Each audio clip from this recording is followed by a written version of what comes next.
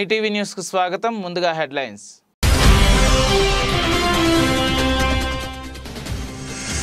అంధకారంలో గాజా, నిత్యావసర సరుకుల సరఫరా కాకుండా దిగ్బంధించిన ఇజ్రాయెల్.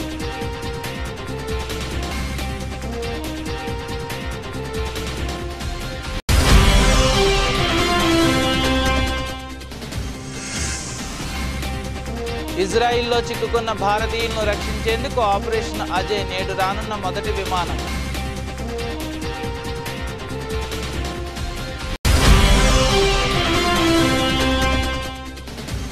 సామర్లకోటలో నిర్వహించే కార్యక్రమంలో పాల్గొనున్న సీఎం జగన్. శరవేగంగా 7.43 లక్షల పైగా గృహ నిర్మాణాలకు పూర్తి చేసిన ప్రభుత్వం.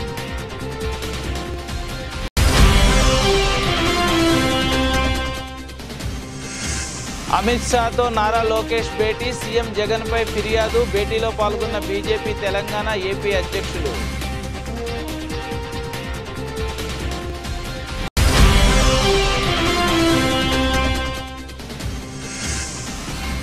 బీహార్లో ఘోర రైలు ప్రమాదం. పట్టాలు తప్పిన నార్త్ ఈస్ట్ ఎక్స్ప్రెస్.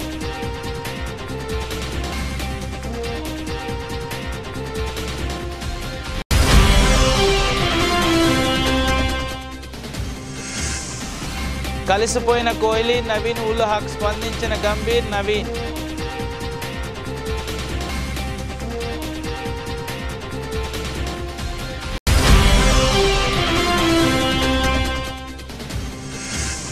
నేను అడల్ట్ సినిమాలే చేస్తాను, నెటిజన్కి కౌంటర్ ఇచ్చిన లేడీ నిర్మాత.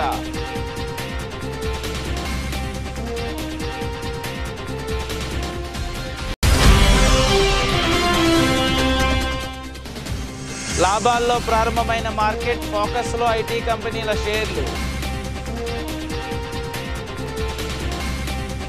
ఇజ్రాయెల్ హమాస్ గ్రూప్ మధ్య యుద్ధం తీవ్రమవుతుంది. గాజా సరిహద్దును ఇజ్రాయెల్ సైన్యం పూర్తిగా తమ నియంత్రణలోకి తీసుకుని గాజాలోనికి ఆహారం, నీరు, విద్యుత్, ఇతరత్ర వంటివి సరఫరా కాకుండా నిర్బంధించిన నేపథ్యంలో సంక్షోభ పరిస్థితులు నెలకొన్నాయి. బుధవారం గాజాలో ఉండే ఏకైక పవర్ ప్లాంట్కు ఇంధన కొరత ఏర్పడి విద్యుత్ ఉత్పత్తి పూర్తిగా నిలిచిపోయింది. విద్యుత్ సరఫరా నిలిచిపోయిన నేపథ్యంలో దవాఖానాల్లో కూడా సంక్షోభ పరిస్థితులు నెలకొనే అవకాశం కల్పిస్తున్నది. దాడుల్లో గాయపడిన వేలాది మంది దవాఖానాల్లో చికిత్స తీసుకుంటున్నారు. తాజా పరిస్థితుల నేపథ్యంలో డీజిల్ ఉన్నవారు విద్యుత్ కోసం జనరేటర్లపై ఆధారపడుతున్నారు. అంతకుముందు ఇంధన కొరత కారణంగా విద్యుత్ సరఫరా పూర్తిగా నిలిచిపోతుందని, ఇది గాజాను పూర్తిగా అంధకారంలోకి నెట్టివేస్తుందని, ప్రాథమిక సేవలు అందించేందుకు సాధ్యమవుతుందా అని గాజా ఎనర్జీ అథారిటీ పేర్కొన్నది. ఇజ్రాయెల్ దాడులు, దిగ్బంధనతో గాజా షిఫ్ట్ వణుకుతోంది. మంగళవారం రాత్రి గాజాలోని 200 ప్రాంతాలపై యుద్ధ విమానాలతో దాడులు చేశామని ఇజ్రాయెల్ సైన్యం వెల్లడించింది. ఓవైపు వైమానిక దాడులతో వందల సంఖ్యలో భవనాలు నేలమట్టమవడంతో గాజాలోని పాలస్తీనియన్లు ప్రాణాలను అరిచేతిలో పెట్టుకుని ఇతర ప్రాంతాలకు వెళ్ళిపోతున్నారు. భవనాల శిథిలాల నుండి మృతదేహాలను భారీ సంఖ్యలో ఉండే అవకాశం ఉందని స్థానిక అధికారులు చెబుతున్నారు. యుద్ధంలో ఇప్పటి వరకు ఇరువైపులా 36,000 మంది పైగా ప్రాణాలు కోల్పోయారు. Around 40% of the population of Gaza is under the age of 15, according to the CIA. The Information Ministry in Gaza reports that nearly 170 buildings have been destroyed and more than 12,000 residences damaged. Tens of thousands have fled their homes, seeking refuge in UN schools converted into shelters. An oven in this bakery in Gaza City is shut down, many of the shelves empty. Life here was already difficult, and now the future looks bleaker than ever. Gaza will take 5 years to raise its head after this, says Wahiba Sirsawi. And after 5 years, there will be 2 or 3 more wars. It's a catastrophe. And amidst all this, somewhere in Gaza, only Hamas knows where, are more than 100 Israeli captives, fates unknown. Tuesday afternoon, Israel struck Gaza's only port, used principally by fishermen. While at the same time, Hamas unleashed a massive volley of rockets toward Ashkelon.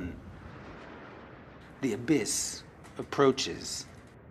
Ben Wiedemann, CNN, Jerusalem. Israel Hamzah యుద్ధం నేపథ్యంలో ఇజ్రాయెల్లో చిక్కుకున్న భారతీయులను క్షేమంగా స్వదేశానికి తీసుకొచ్చేందుకు కేంద్ర ప్రభుత్వం చర్యలు తీసుకుంటున్నది.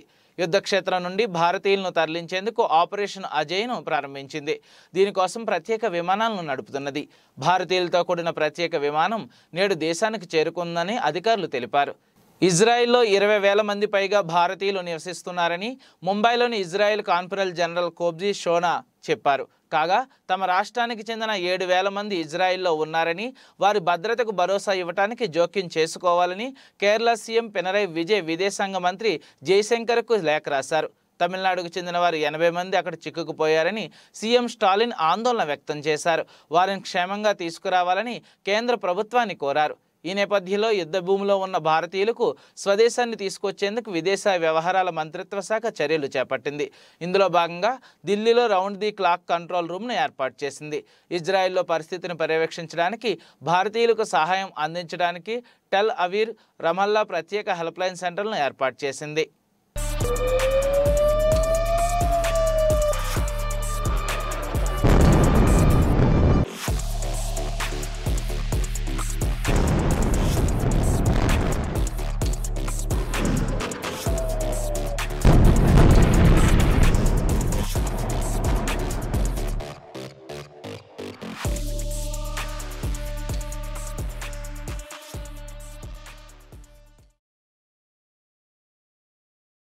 టీడీపీ జాతీయ ప్రధాన కార్యదర్శి నారా లోకేష్ కేంద్ర హోంమంత్రి అమిత్ షాతో భేటీ అయ్యారు.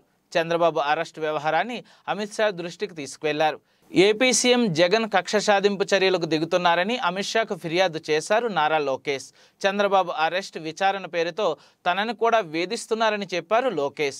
చివరికి తన తల్లి భువనేశ్వరి, తన భార్య బ్రాహ్మణులను కూడా ఇబ్బందులు పెట్టేందుకు ప్రయత్నిస్తున్నారని అమిత్ షాకు కంప్లైంట్ చేశారు లోకేష్. చంద్రబాబుపై ఎన్ని కేసులు పెట్టారు, నీపై ఎన్ని కేసులు పెట్టారని లోకేష్ను అడిగారు అమిత్ షా. 73 ఏళ్ల వయసున్న వ్యక్తిని కేసుల పేరుతో ఇబ్బందులు పెట్టడం సరికాదన్నారు అమిత్ షా. చంద్రబాబు ఆరోగ్యం ఎలా ఉంది అని కూడా అడిగి తెలుసుకున్నారు అమిత్ షా. రాష్ట్రంలో జరుగుతున్న పరిణామాలను గమనిస్తున్నామని చెప్పారు అమిత్ షా. ఈ సమావేశంలో ఏపీ బీజేపీ అధ్యక్షురాలు పురంధరేశ్వరి, తెలంగాణ బీజేపీ అధ్యక్షుడు కిషన్ రెడ్డి కూడా పాల్గొన్నారు. ఏపీలో నెలకొన్న పరిస్థితులను కేంద్ర హోంమంత్రి అమిత్ షా దృష్టికి తీసుకువెళ్లారు Lokesh. Inner ring road case విచారణ హాజరైన నారా లోకేష్ సిఐడి విచారణ ముగిసిన వెంటనే ఢిల్లీకి వెళ్లిపోయారు. కేంద్ర హోంమంత్రి అమిత్ షాను కలిశారు. పురంధరేశ్వరి, కిషన్ రెడ్డి సమక్షంలో అమిత్ షా నివాసంలో ఆయన లోకేష్ కలిశారు. చంద్రబాబు అరెస్ట్ తమ కుటుంబంపై ఏ విధంగా జగన్ ప్రభుత్వం కక్ష సాధింపు చర్యలు పాల్పడుతుందన్నది అమిత్ షా దృష్టికి తీసుకువెళ్లారు నారా లోకేష్.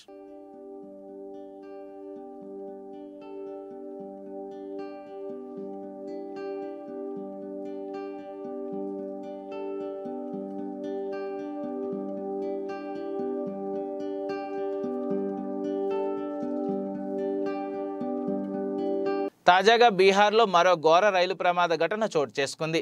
ఢిల్లీలోని ఆనంద్ విహార్ నుండి అస్సాంలోని కామ్యాకకు వెళ్తున్న నార్త్ ఈస్ట్ ఎక్స్ప్రెస్కు చెందిన 6 బోగీలు బీహార్లోని రఘునాథ్పూర్ స్టేషన్ సమీపంలో పట్టాలు తప్పాయి. ఈ ప్రమాదంలో ఇప్పటివరకు 7 మృతి చెందగా పలువురు ప్రయాణికులు తీవ్రంగా గాయపడ్డారు. మృతుల సంఖ్య పెరిగే అవకాశం ఉంది.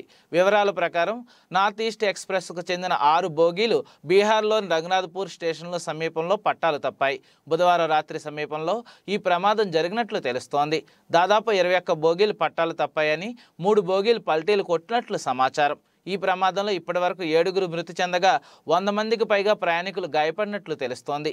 ఈ ప్రమాదం గురించి సమాచారం అందుకున్న వెంటనే ఘటనా స్థలానికి పోలీసులు, రెస్క్యూ సిబ్బంది చేరుకుని సహాయక చర్యలు చేపట్టారు. గాయపడిన వారిని వెంటనే స్థానిక ఆసుపత్రికి తరలించారు. రైలు ప్రమాదంపై బీహార్ ఉప ముఖ్యమంత్రి తేజస్వి యాదవ్ దిగ్భ్రాంతి వ్యక్తం చేశారు. సహాయక చర్యలు ముమ్మరం చేయాలని, ఎన్డీఆర్ఎఫ్ క్షతగాతులకు మెరుగైన వైద్యం అందించాలని ఆరోగ్య శాఖకు సూచించారు. కేంద్ర సహాయక మంత్రి అశ్విన్ కుమార్ చౌబే కూడా రైలు ప్రమాదంపై స్పందించారు. ఎన్డీఆర్ఎఫ్ సిబ్బంది ఘటనా స్థలానికి పంపించామని, క్షతగాత్రుల్ని పాట్నాలోని ఎయిమ్స్కి తరలిస్తామన్నారు. క్షతగాత్రులను సమీపంలోని ప్రభుత్వ, ప్రైవేటు ఆసుపత్రికి తరలించామని, సహాయక చర్యలు కొనసాగుతున్నాయని వివరించారు. రైలు ప్రమాదం జరగడంతో రైల్వే శాఖ హెల్ప్లైన్ ఏర్పాటు చేసింది పాట్నాలో రైల్వే శాఖకు సంబంధించినటువంటి ఫోన్ నెంబర్స్ 9771449971, ధనాపూర్కు సంబంధించినటువంటి ఫోన్ నెంబర్ 8905697493, కమాండ్ కంట్రోల్ 7759070004, ఆరాకు సంబంధించినటువంటి ఫోన్ నెంబర్ 8306182542 హెల్ప్లైన్ నంబర్ను అందుబాటులో ఉంచింది.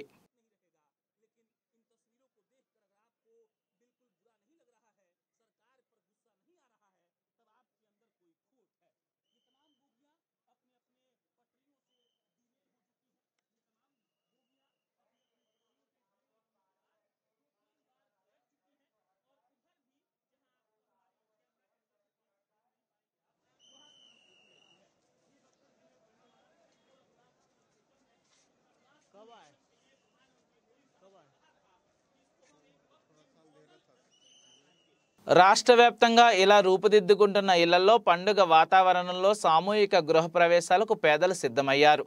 కాకినాడ జిల్లా సామర్లకోట సామూహిక గృహప్రవేశాల కార్యక్రమంలో సీఎం జగన్ స్వయంగా పాల్గొనున్నారు. మంత్రులు, ఎమ్మెల్యేలు, ఎంపీలు, ఇతర ప్రజాప్రతినిధుల ఆధ్వర్యంలో అన్ని జిల్లాల్లో ఈ కార్యక్రమాలు పెద్ద ఎత్తున జరగనున్నాయి. ముఖ్యమంత్రి వైఎస్ జగన్మోహన్ రెడ్డి నవరత్నాలు పేదలందరికీ ఇల్లు పథకం కింద మహిళల పేరిట ఏకంగా 30.75 లక్షల ఇళ్ల పట్టాలను పంపిణీ చేసి దేశంలో రికార్డు సృష్టించారు. అంతేకాకుండా పంపిణీ చేసిన స్థలాల్లో పక్కా ఇళ్ల నిర్మాణానికి ప్రభుత్వం తరపున అండగా నిలిచారు. అడ్డంకులను అధిగమిస్తూ రాష్ట్రంలో 17,005 వైఎస్ఆర్ జగనన్న కాలనీల రూపంలో ఏకంగా కొత్త ఊళ్ళనే సీఎం జగన్ నిర్మిస్తున్నారు.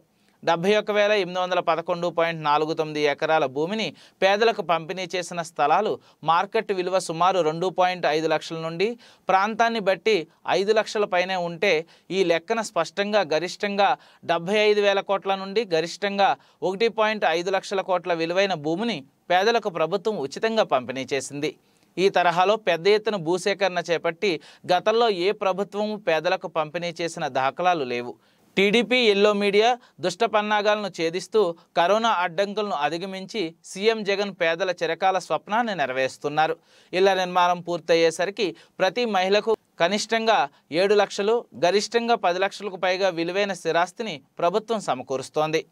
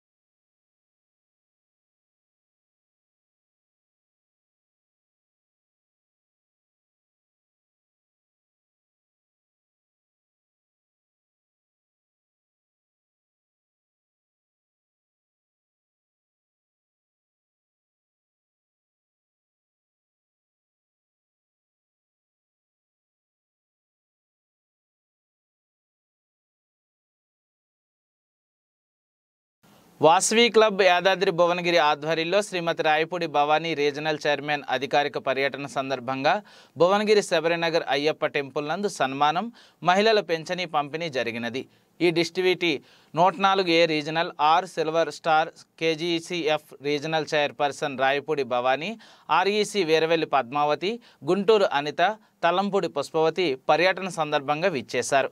వీరికి వాసవి క్లబ్ యాదాద్రి భువనగిరి ధన్యవాదాలు తెలిపారు. వాసవి క్లబ్ యాదాద్రి భువనగిరి జేసీ మంచాల ప్రభాకర్, అధ్యక్షులు తాడిపల్లి రవీంద్ర, సెక్రటరీ చంద్రశేఖర్, పోకల సోమన్న, పద్మాల ప్రభాకర్, సోమా బనారస్, జీడిగం లక్ష్మయ్య, కొనితాల కరుణాసాగర్ మరియు ఆర్పి శ్రీమతి రాయపూడి భవానీ వారి బృందం ధన్యవాదాలు తెలిపారు. ఈరోజు యాదాద్రి భువనగిరి క్లబ్ వారి అధికార పర్యటనకు ఇచ్చేసినాను. యాజ్ ఏ రీజియన్ చైర్పర్సన్గా నేను ఈరోజు రావడం జరిగింది. నాతో పాటు వేదికను అలంకరించిన మా జెడ్సీ మంచాల ప్రభాకర్ గారికి, మరి యాదాద్రి భువనగిరి క్లబ్ ప్రెసిడెంట్ రవీందర్ గారికి, సెక్రటరీ చంద్రశేఖర్ గారికి, మరి చార్టర్ ప్రెసిడెంట్ అందరి సభ్యులు, మా ఆర్ఈసీ గారికి అందరికీ కూడా శుభోదయం. ముఖ్యంగా ఆర్సీ పర్యటన ఒక ముఖ్య ఉద్దేశం ఏమిటంటే క్లబ్ వారు ఏం కార్యక్రమాలు చేస్తున్నారు అవన్నీ కూడా ఒక అబ్జర్వేషన్ చేసి ఈ రిపోర్ట్ని మేము హయ్యర్ అఫీషియల్స్ అంటే గవర్నర్ గారికి పంపించాల్సి ఉంటుంది బీసీఐ ఆఫీస్కి. అందులో భాగంగా ఈరోజు నేను ఇక్కడ క్లిక్ చేశాను. ఈ నా రాక సందర్భంగా మీరు చాలా చక్కటి సేవా కార్యక్రమాలు, ఈరోజు 3 సేవా కార్యక్రమాలు ఇక్కడ నిర్వహిస్తున్నారు. పెన్షన్స్, స్కూల్ పిల్లలకి ఫ్యాన్స్ అండ్ బైసికల్స్ ఇస్తున్నారు. ఇదంతా కాకుండా వీరు ప్రతి నెల కూడా చాలా చక్కటి మనకి గోసేవలో చాలా ముందుంటారు ఈ క్లబ్ వారు. తర్వాత అమావాస్య అన్నదానము 2 సార్లు చేస్తారు ప్రతి నెల. ఇంకా ఎక్కడ ఏదైనా అవసరం ఉంది అంటే మేము ఉన్నాము ముందుకు అని చెప్పి ఆల్వేస్ ముందుకు వస్తుంటారు. ఇలాంటి చక్కటి కార్యక్రమాలు నిర్వహిస్తున్న వాసవి క్లబ్ సభ్యులందరికీ కూడా నా యొక్క శుభాకాంక్షలు తెలుపుకుంటూ నేను ఆర్సీగా బహిరంగంగా బరి తెగించి 370 కోట్లు బయటకు పంపించి హవాలా ద్వారా చంద్రబాబు తీసుకున్నారు. కోర్టులలో ఈ అంశంపై ఫైట్ చేసి నిర్దోషిగా నిరూపించుకోవాలి. మరోవైపు ప్రజా కోర్టులో తన నిర్దోషత్వాన్ని నిరూపించుకోవాలి. త్వరలోనే ప్రజలు తీర్పు ఇవ్వబోతున్నారు. విచారణకు రాకుండా తప్పించుకుని జనంలోకి వెళ్ళి 73 ఏళ్ల వయసులో నన్ను అరెస్టు చేశారని దొంగ ఏడుపులు ఏడ్చి సానుభూతి పొందాలని చూశారని నిలువు దోపిడీ చేసి అడ్డంగా రాష్ట్ర ఖజానాన్ని దోచుకున్నారు. వీళ్ళు ఏ ప్రయత్నాలు చేసినా జాకీలు పెట్టి లేపినా కూడా పైకి లేపలేకపోతున్నారు. అసలైన కొడుకు ఢిల్లీలో కూర్చున్నాడు. టీడీపీ నాయకులు ఎవరూ కూడా బయటకు రాలేకపోతున్నారు. దోషి అన్నది జనానికి తెలిసింది. ప్రైమా ఫేసి సాక్ష్యం ఉందని చేశాక దానికి సంబంధించి నెక్స్ట్ విచారణలను కోర్టు విచారణలో తనకు కావాలని ప్రూవ్ చేసుకోవచ్చు. ఈలోగా ప్రజా కోర్టులో ప్రజల ముందు నా నిర్దోషిత్వం ఇది, నా అని కూడా వదలడానికి లేదు. ఆయన వీళ్ళు మళ్ళీ అది అతి తెలివితో మాట్లాడుతున్నారు టీడీపీ వాళ్ళు. ఆయన సంబంధం ఉందని ఇంత తెలిసినా జరిగిండొచ్చు. చంద్రబాబు గారికి ఏం సంబంధం అండి? గవర్నమెంట్ అంటే చాలామంది ఉంటారండి. చంద్రబాబు గారికి ఏం సంబంధం ఉంది? లేదా క్యాబినెట్ అప్రూవ్ చేసింది, క్యాబినెట్ అప్రూవ్ చేసిన దానికి ఏం సంబంధం? కాబట్టి ఆయన అడగకూడదు. అడగొచ్చా లేదా ఒకటి కోర్టులో తెలియదు, అది వేరే తెలుస్తుంది. దీని గురించి ఏమనుకోవాలి, అడగొచ్చా లేదా, ఏం చేశాడు లేదా అనేది ఒక తీర్పు ఇవ్వాల్సిన ప్రజలు ఉన్నారు. అక్కడికి త్వరలో పోబోతున్నాం. కాబట్టి మేము ఎట్లయితే దీని గురించి ఎక్స్పోజ్ చేసి క్లియర్గా ఆధారాలతో పెడుతున్నాము, దమ్ము ఉంటే సత్తా ఉంటే ఆయన కానీ ఆయన పార్టీ కానీ చంద్రబాబు పార్టీ కానీ ఆయన పార్టీ నాయకులు కానీ ఎక్కడ ఇక్కడ ఉంది. పిర్జాజీగూడ మున్సిపల్ కార్పొరేషన్ పరిధిలోని సాయిప్రియ నగర్ యూత్ అసోసియేషన్ మరియు కాలనీవాసుల ఆధ్వర్యంలో రోడ్ నెంబర్ 2లో 2000 చదరపు గజాల పార్కు స్థలంలో అక్రమంగా చేపట్టిన ఇంటి నిర్మాణాన్ని సాయిప్రియ నగర్ యూత్ అసోసియేషన్ ఆధ్వర్యంలో స్థానిక కాలనీవాసులందరూ కలిసి అడ్డుకోవడం జరిగింది.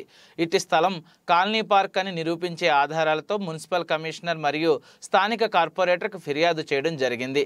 మున్సిపల్ అధికారులు వెంటనే స్పందించి పార్క్ స్థలంలో అక్రమంగా చేపట్టిన ఇంటి నిర్మాణాన్ని ఆపడం జరిగింది.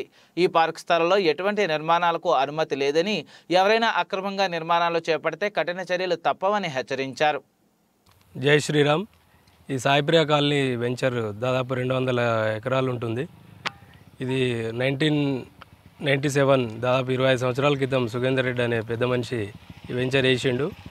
వెంచర్ వేసినప్పుడు కొన్ని పార్కు ప్లేసులు చూపించడం జరిగింది. లేఅవుట్లో చూపించిన తర్వాత చూపించి ఆ ప్లాట్లు కొన్ని అమ్మారు. ఆల్మోస్ట్ అప్పుడే చాలామంది కొనుక్కున్నారు, ఎంతో కష్టపడి కొనుక్కున్నారు. గరీబ్ వాళ్ళు ఉన్నారు, ఇలా చాలా ధనవంతులు కూడా ఉన్నారు. ఇది మంచిగా కాలనీ, పెద్ద కాలనీ కాబట్టి పీస్ఫుల్గా ఉంటుందనే ఉద్దేశంతో చాలామంది కొనుక్కున్నారు కష్టపడి. సో దాని తర్వాత ఏమైందంటే రీసెంట్గా మున్సిపల్ కాకముందు కొన్ని పార్కులు అమ్ముకున్నారు, లేఅవుట్ చేంజ్ చేసి చేయించిండు మా ప్రవీణ్ అన్న. ఇప్పుడు మళ్ళీ పర్మిషన్ ఉందని చెప్పి వస్తారు. నిన్న కూడా వచ్చారు వాళ్ళు మా దగ్గరికి. మేము ఆధారాలు అడిగినాము, చూపించలేదు వాళ్ళు. ఎలాంటి ఆధారాలు లేవు వాళ్ళ దగ్గర. మీరు ఎవరి దగ్గర అయితే కొన్నారో వాళ్ళ దగ్గర పోయి రిక్వెస్ట్ చేసుకోండి, మీరు వేరే దగ్గర ప్రతినం చూపించమని అడగండి. దానికి ఏమైనా సహకారం కావాలంటే మేము కాలనీ సభ్యులు అందరం మేము సహకరిస్తామని చెప్తున్నాం బిల్డర్లకు. లేదు, ఈ బిల్డర్లు పెట్టారు. ఇక్కడ ఎవరైనా ఈ నిర్మాణాన్ని అడ్డుకోవడానికి వస్తే వాళ్ళను ట్రేస్ అవుట్ చేయడానికి ఆ కెమెరాలు కూడా పెట్టారు. మేము దేనికి భయపడం, అవసరమైతే న్యాయ పోరాటం చేస్తాం, జైలు పోవడానికి కూడా సిద్ధంగా ఉన్నాం మేము. నిన్న కూడా మున్సిపల్ ఆఫీస్కి పోయి మా వాళ్ళు వచ్చి కమిషనర్ దగ్గరికి లెటర్ ఇచ్చి వచ్చారు. అది జరిగింది నిన్న. సో గట్టిగా హెచ్చరిస్తున్నాము బిల్డర్లకు. పోరాటంతో జగన్ అరాచక పాలనకు చరమగీతం పాడతామని తెదేపా, జనసేన, సిపిఐ నేతలు ప్రకటించారు. విశాఖ తెదేపా కార్యాలయంలో 3 పార్టీల నేతలు సమావేశమయ్యారు. చంద్రబాబు అరెస్టు తర్వాత జిల్లా వ్యాప్తంగా నెలకొన్న పరిస్థితులు, భవిష్యత్తులో చేపట్టాల్సిన ఉద్యమ కార్యాచరణ తదితర అంశాలపై నేతలు చర్చించారు. అనంతరం జరిగిన మీడియా సమావేశంలో 3 పార్టీల నేతలు సంఘీభావం ప్రకటించారు.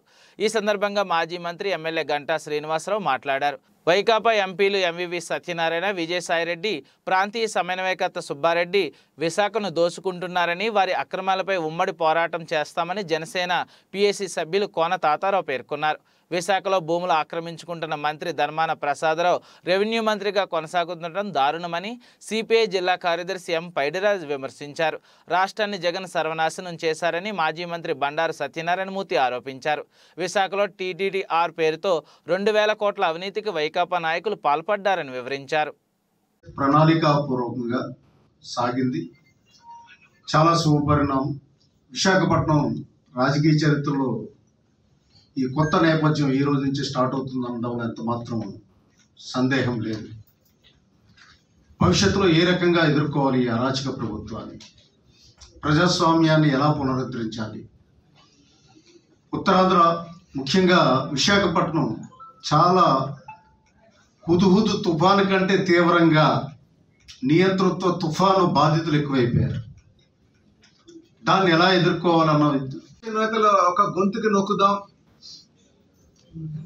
మళ్ళీ అధికారంకి ఏదో విధంగా వచ్చేద్దామని ఒక దుర్బుద్ధితో దురాలోచన చేస్తూ వెళ్తున్నటువంటి తీరు మీ అందరికీ తెలిసిందే. ఈరోజు మేము జగన్మోహన్ రెడ్డి గారి ఒక తీరును నిరసిస్తూ భవిష్యత్తులో ప్రజాస్వామ్య విలువను కాపాడడం కోసం ఉమ్మడి కార్యాచరణ కొద్ది రోజులుగా జరుగుతున్న పరిణామాలను అంతా గమనిస్తూ ఉన్నాం. ఒక అండర్మాక్రటిక్గా పార్లమెంటరీ సాంప్రదాయాలను పక్కన పెట్టి ఎటువంటి సంబంధం లేని వ్యక్తిని అక్రమంగా అరెస్ట్ చేసి 4 రోజులు దాటిపోయినప్పటికీ కూడా ఎక్కడా కూడా దానికి సంబంధించిన ప్రొటెస్టులు మన రాష్ట్రం కాదు, దేశం కాదు, ప్రపంచవ్యాప్తంగా కూడా ఏ మాత్రం తగ్గకుండా ప్రజల యొక్క మద్దతు జరుగుతూ ఉన్నాయి. 16 నెలలు జైల్లో ఉండి ఆర్థిక నేరాలపైన అరెస్ట్ అయ్యి భారత్ వేదికగా జరుగుతున్న ఐసీసీ పురుషుల వన్డే వరల్డ్ కప్ 2023లో భాగంగా ఇండియా వర్సెస్ ఆఫ్ఘనిస్తాన్ మధ్య బుధవారం సాయంత్రం ఢిల్లీలో మ్యాచ్ జరిగింది. ఈ మ్యాచ్లో టీమిండియా ఘన విజయం సాధించింది. అయితే ఈ మ్యాచ్లో ఓ ఆసక్తికర ఘటన చోటు చేసుకుంది. భారత్ బ్యాటర్ విరాట్ కోహ్లీ, ఆఫ్ఘన్ బౌలర్ నవీన్ ఉల్ హక్ కలిసిపోయారు. ఒకరినొకరు కౌగిలించుకుని సరదాగా మాట్లాడుకున్నారు. ఈ ఘటన చూసిన మైదానంలో టీవీల ముందు ప్రేక్షకులు ఆశ్చర్యపోయారు. మ్యాచ్కు ముందు నవీన్, కోహ్లీ మధ్య హావభావాలు ఎలా ఉంటాయన్న ఆసక్తి క్రీడాభిమానుల్లో నెలకొంది. అయితే మ్యాచ్ ఆరంభంలో ఎడమొహం పెడమొహం ఉన్న తర్వాత వారు కలిసిపోయి మైదానంలో సందడి చేశారు. ఇందుకు సంబంధించిన వీడియోలు సోషల్ మీడియాలో వైరల్ అయ్యాయి. భారత్ వర్సెస్ ఆఫ్ మ్యాచ్ ప్రారంభం నుండి అరుణ్ జైట్లీ మైదానంలో రోహిత్ బ్యాటింగ్ చేస్తున్నప్పుడు మినహా మిగిలిన సమయాల్లో కోహ్లీ నామస్మరణతో మారుమోగిపోయింది. కోహ్లీపై అభిమానంతో పాటు దీనికి మరో కారణం ఉంది. అతనే నవీన్ ఉల్ హక్. ఈ ఏడాది జరిగిన ఐపీఎల్ టోర్నీ వీరిద్దరి మధ్య ఘర్షణ జరిగింది. సోషల్ మీడియాలోని వీరి వివాదంపై పెద్ద చర్చే జరిగింది. ఈ వివాదం తర్వాత నవీన్ ఉల్ హక్ ఎక్కడ కనిపించినా కోహ్లీ ఫ్యాన్స్ ఓ ఆట ఆడుకోవడం పరిపాటిగా మారింది. ఇప్పటి వరకు ఆఫ్ఘన్ ఆడిన వన్డే వరల్డ్ కప్లోనూ కోహ్లీ నామస్మరణే వినిపించింది. బుధవారం జరిగిన మ్యాచ్లో కోహ్లీ వర్సెస్ నవీన్ మధ్య మ్యాచ్ లా మారిపోయింది. ప్రేక్షకులు సైతం వారిద్దరూ ఎదురుపడితే ఎలాంటి వాతావరణం ఉంటుందనే ఆసక్తి మ్యాచ్లో చూశారు. ఆఫ్ఘన్ బ్యాటింగ్ సమయంలో నవీన్ బ్యాటింగ్కి వచ్చిన సమయంలో ఇద్దరి మధ్య పాత గొడవ ప్రభావం కనిపించింది. కానీ భారత్ బ్యాటింగ్ సమయంలో కోహ్లీ కీజులో వచ్చిన తర్వాత వీరిద్దరూ ఒకటయ్యారు.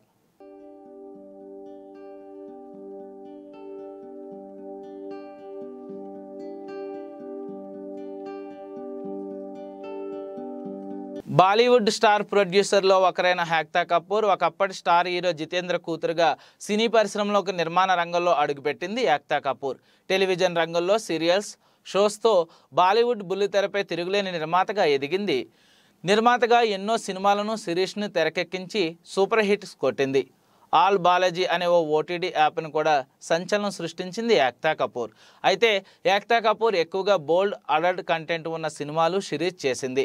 ఇక తన ఓటీటీ ఆల్ బాలాజీలో అయితే చాలా వరకు బోల్డ్ అడల్ట్ కంటెంట్ సిరీస్ ఉంటాయి. దీంతో గతంలో హేక్తా కపూర్పై విమర్శలు కూడా వచ్చాయి. కానీ హేక్తా అవేమీ పట్టించుకోకుండా తన పందాన్ని తన సినిమాలు, సిరీస్ తీసుకుంటూ వెళ్తుంది. ఇటీవల థ్యాంక్ యూ ఫర్ కమింగ్ అనే అడల్ట్ కామెడీ సినిమాతో వచ్చింది. బాలీవుడ్ భామలు భూమి పడ్నేకర్, యషానాజ్ గిల్, కుషా కపిల్ మరికొంతమంది ముఖ్య పాత్రలో తెరకెక్కిన థ్యాంక్ యూ ఫర్ కమింగ్ సినిమా అక్టోబర్ 6న రిలీజ్ అయింది. సినిమా రిలీజ్ అయ్యాక హేక్తా కపూర్ ట్విట్టర్లో ఫాలోవర్స్తో చిట్చాట్ చేయగా చాలామంది విమర్శిస్తూ ప్రశ్నలు అడిగారు. వాటిలో హేక్తా కపూర్ తన శైలిలో సమాధానమిచ్చింది.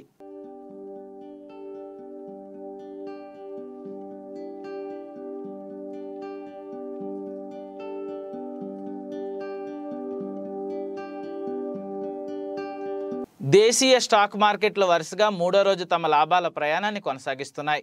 ఈరోజు కీలక సూచీలు స్వల్ప లాభాలతో ముందుకు సాగుతున్నాయి. ఉదయం 9:18 గంటల సమయంలో బెంచ్ మార్క్ సూచీ సెన్సెక్స్ 81 పాయింట్ల లాభాల్లో ఉండగా మరో కీలక సూచీ నిఫ్టీ 23 పాయింట్ల మేర లాభంతో ఫ్లాట్గా ముందుకు సాగుతున్నాయి. ఇక బ్యాంక్ నిఫ్టీ సూచీ 125 పాయింట్లు, నిఫ్టీ మిడ్ క్యాప్ సూచీ 178 పాయింట్ల వృద్ధితో ఇంటెట్లో ట్రేడింగ్ కొనసాగుతున్నాయి. ప్రధానంగా ఐటీ కంపెనీల షేర్లు ఫోకస్లో కొనసాగుతున్నాయి. నిన్న మార్కెట్లో బుల్ అన్ని కీలక రెసిడెంట్ స్థాయిలు ఉల్లంఘించి మార్కెట్లలో ఆధిపత్యాన్ని కొనసాగించాయి. ఇదే క్రమంలో అమెరికా ఫెడ్ మీటింగ్ మినిట్స్ తగ్గిన యుఎస్ ట్రేడెడ్ బ్రాండ్ ఈడ్స్ మార్కెట్లను ఉత్తేజాన్నిస్తున్నాయి. అమెరికా ఆర్థిక వ్యవస్థలో ద్రవ్యోల్బణం ఇంకా కొనసాగుతూనే ఉన్నప్పటికీ పరిస్థితులు మెరుగుపడతాయని ఆశాభావంతో ఇన్వెస్టర్లు ఉన్నారు.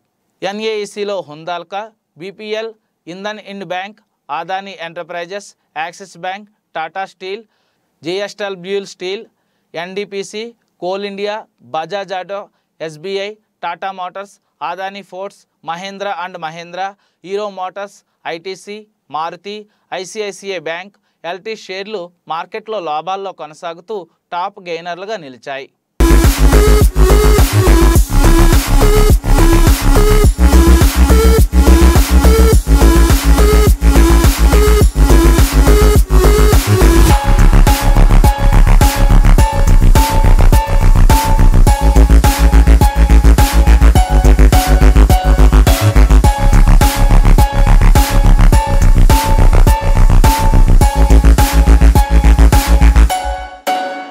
బులెటిన్ ముగించే ముందు ముఖ్యాంశాలు మరోసారి.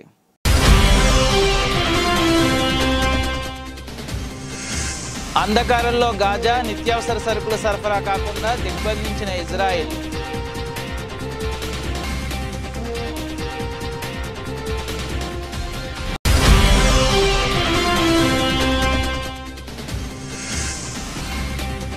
ఇజ్రాయిల్లో చిక్కుకున్న భారతీయులను రక్షించేందుకు ఆపరేషన్ అజయ్ నేడు రానున్న మొదటి విమానం.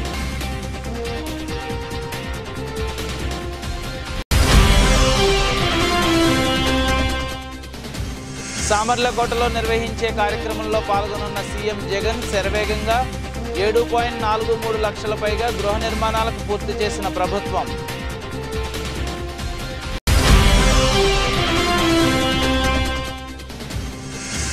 అమిత్ షాతో నారా లోకేష్ భేటీ, సీఎం జగన్పై ఫిర్యాదు. భేటీలో పాల్గొన్న బీజేపీ తెలంగాణ, ఏపీ అధ్యక్షుడు.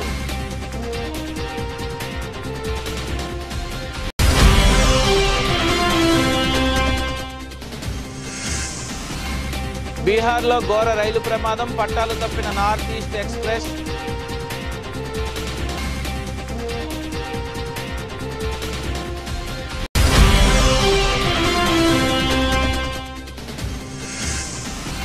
కలిసిపోయిన కోహ్లీ, నవీన్ ఉల్ హక్ స్పందించిన గంభీర్. నవీన్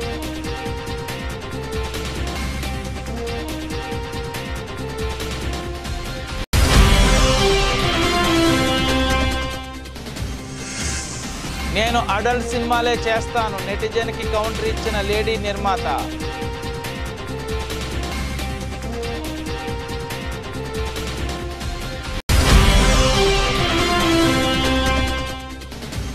లాభాల్లో ప్రారంభమైన మార్కెట్, ఫోకస్లో ఐటీ కంపెనీల షేర్లు. ఈ బులెటిన్ ఎంతటితో సమాప్తం. తిరిగి మరిన్ని వార్తా విశేషాల కోసం చూస్తూనే ఉండండి.